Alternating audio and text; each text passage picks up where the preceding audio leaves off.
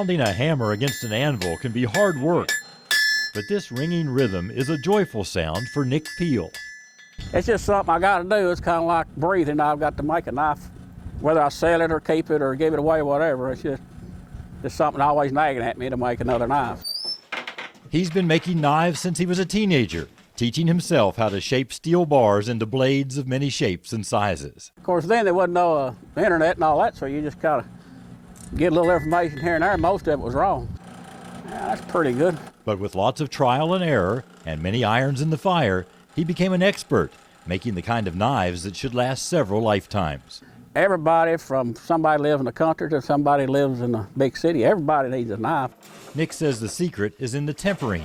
His knives go in and out of heat at least 7 times until they have just the right amount of flex. Now, if it's hard, it'll chip. If it's soft, it'll bend over and stay bent. It can take a lot of time before they're sharp enough to meet his standards. It's closer. And get his stamp, his initials, and a cross. His hobby has forged his faith. It always amazes me that I can take a little bit of scrap steel like this, you know, little scrap pieces of brass, scrap pieces of leather.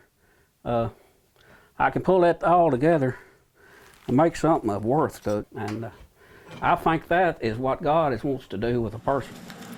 Nick spends many hours a day in his work shed making items of worth, not because he has to, but because he wants to. When you make knives, life is never dull. It makes you feel good, you know, to know that you make something that somebody's going to keep and treasure.